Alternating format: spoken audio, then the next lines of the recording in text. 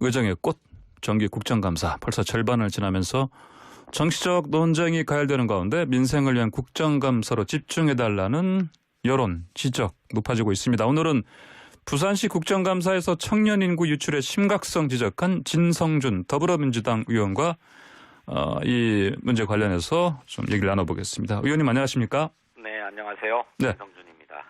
네, 국토위원회 소속이시면 쟁점들 많지 않습니까? 네. 네, 국정감사 바쁘셨죠?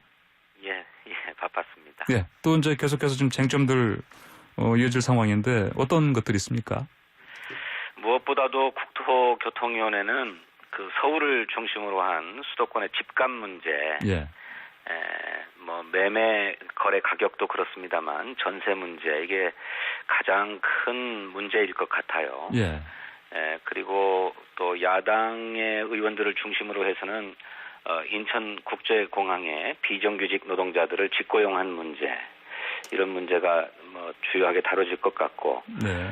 또 서울 수도권에는 인구가 집중되는 반면에 지방은 인구 유출로 몸살을 앓고 있지 않습니까? 예. 이런 심각한 양극화를 어떻게 해결할 것인가 하는 지역 균형 개발 문제 이런 것이 중요한 문제로 다뤄질 거라고 생각합니다. 네, 방금 제가 말씀드린 대로 부산시 국감에서 특히 이제 전국에서 부산시 심각한 인구 유출 겪고 있다 시작하셨습니다. 네, 5년간 10만 명이 넘었다면서요? 그렇습니다. 어허.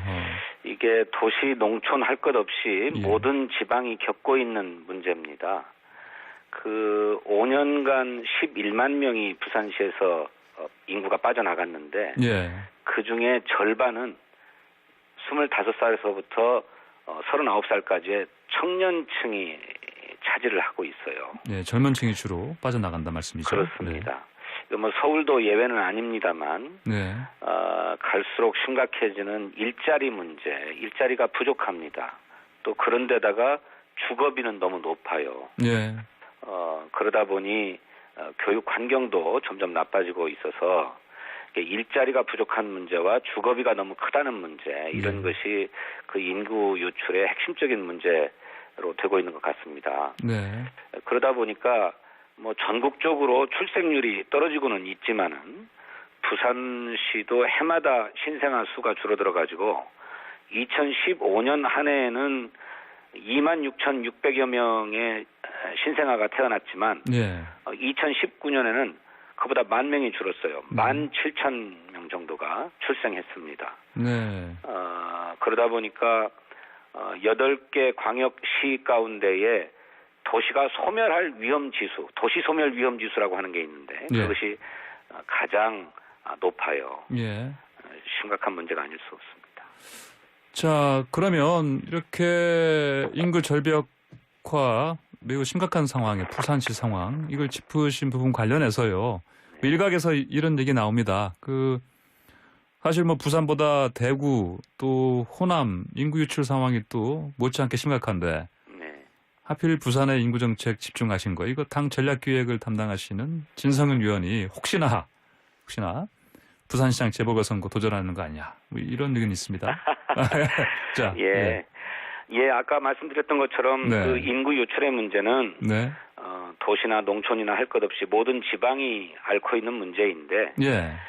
제가 그 부산시의 청년 인구 유출 문제를 지적한 것은 네. 부산시에 대한 국정감사였기 때문에 그랬습니다. 네. 부산시 국정감사하면서 대구, 광주 문제 지적할 수 없잖아요. 네. 전국의 모든 지방에 해당하는 현상인데 네. 부산시에 대한 국감이었기 때문에 부산의 그런 문제에 대해서 부산시가 각별하게 유념하고 대책을 세워야 되겠다라고 하는 것을 지적한 것이고 또 전국적으로 마침 환기 효과가 있어서 예. 유의미했다고 생각합니다. 예, 그런 사실은 얘기가 나온 이유가 뭐냐면은 이제 사실 진 의원께서 이 부산시장 이걸 떠나서 지금 이를테면 서울시장 선거도 있고요. 그런 부분 관련해서 유력한 출마하실 분으로 거론됐었기 때문에 이런 얘기가 나오는 거 아니겠습니까? 어떻게 보십니까? 아닙니다. 아닙니까? 저 지역구는 서울시 강서 을구이고요. 예. 부산과는 아무런 연고가 없고요. 예. 또 서울시도 이제 재선 의원이 되어가지고 활동을 시작했는데 예. 서울시장의 도전할 만한 경륜과 비전을 가지고 있지 못합니다. 네. 이제 아무래도 뭐 기획 전략 통이시라 이런 얘기가 나오는 것 같습니다 보니까. 왜 그런지 이해는 가시죠? 예. 그 정치적으로 해석할 문제는 아니라고 생각합니다만. 예. 네, 알겠습니다. 자, 그 부산 국감에서 저 얘기 나왔지 않습니까? 그 김해 신공항보다 가덕 신공항 이게 이제 뭐 소음이나 안전성 면 등에서 더 낫다 이런 말씀하셨는데, 네. 이것 좀 더 자세히 좀 설명해 주십시오. 예. 김해 공항을 확장하겠다라고 하는 것이 네. 국토교통부의 방침입니다만은 그 김해 공항은 공항 주변으로 산이 다 둘러싸고 있어요. 예. 그래서 이것이 비행 안전에 심각한 지장을 초래할 수 있다라고 하는 지적이 계속되어 왔죠. 실제로 2002년도에 중국 민항기가 예. 착륙을 하다가 산에 부딪혀가지고 큰 사고가 나기도 했었습니다. 예. 그런데 가덕도 신공항은 그런 문제 자체가 없어요. 그러니까 비행 안전에 장애물이 전혀 없다는 거죠. 네. 그렇다면 구태여 장애물이 있어서 비행 안전에 위험을 줄 수 있는 김해공항을 확장하는 방안을 채택해야 되는가라고 하는 문제이고, 또 김해공항 주변에는 인가가 있어서 소음 피해 문제도 심각하게 제기되고 있습니다. 네. 물론 소음 피해를 크게 줄일 수 있는 대책, 대안을 가지고 있다고는 합니다만 가덕도의 경우에는 소음 피해 문제가 전혀 발생하지 않아요. 예. 또 경우에 따라서는 물동량이 많이 늘어나면 점점 더 공항을 확장해 가야 될 필요가 생길 수도 있는데 예.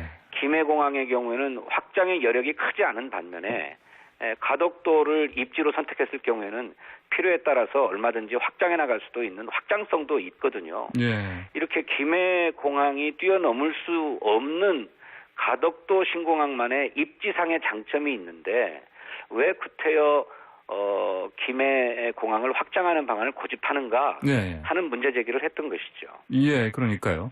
그 방금 말씀하신 것처럼 왜 굳이 국토교통부에서는 그쪽 김해 쪽을 고집하는지, 거기에 대해서 사실은 또 부산시의회나 시민단체도 왜 그러냐고 지금 그렇다면은 가덕 신공항이 맞는 건데 하면서 이렇게 이쪽으로 하자 이렇게 촉구하고 있습니다.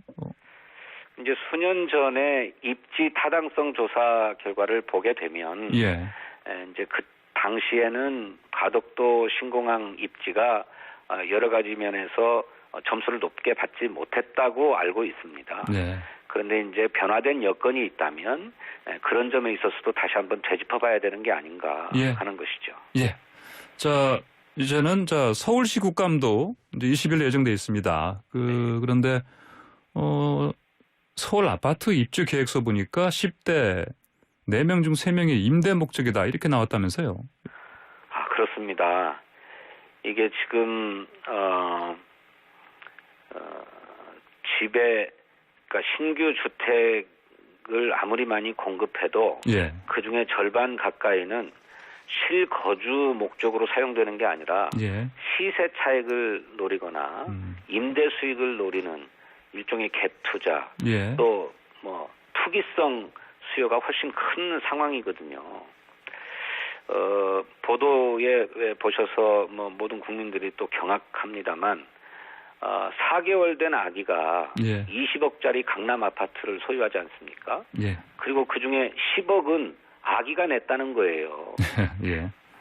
도무지 이해할 수가 없는데 이렇게 10대 집 소유자 중에 뭐 한 70%에 이르는 사람들이 임대 목적으로 집을 산다라고 하는 것은 이것은 그 부모가 자녀 이름으로 투기를 벌이는 것이다. 그렇게 생각합니다. 예. 따라서 그 과정에 편법 증여나 세금 탈루 같은 문제는 없는지 꼼꼼하게 들여다봐야 하고, 그러자면 이렇게 투기를 감시할 수 있는 부동산 감독기구가 필요하다는 점을 역설해주는 현상이라고 생각합니다. 예.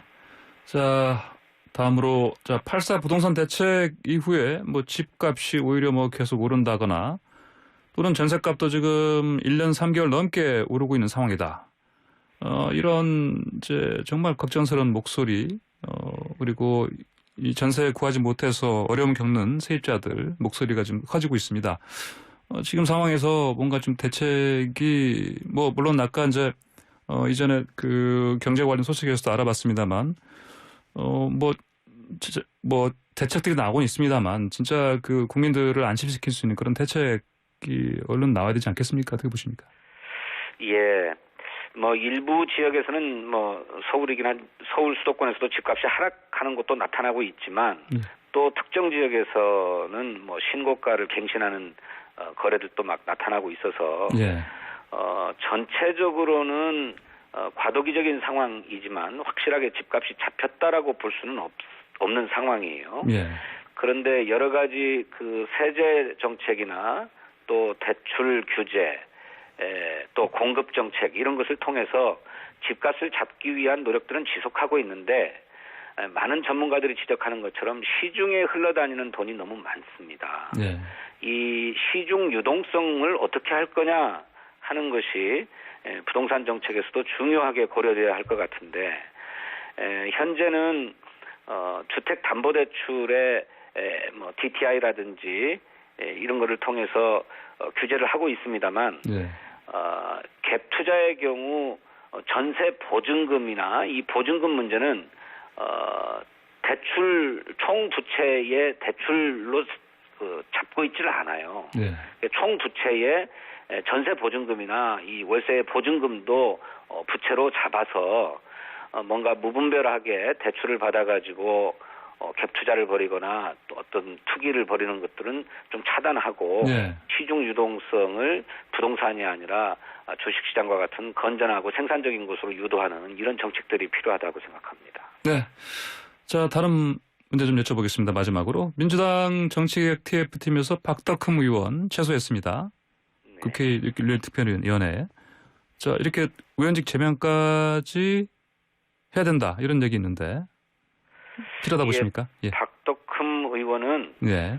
공사를 구분하지 못하고 예. 공익과 사익을 분별하지 못해요. 예.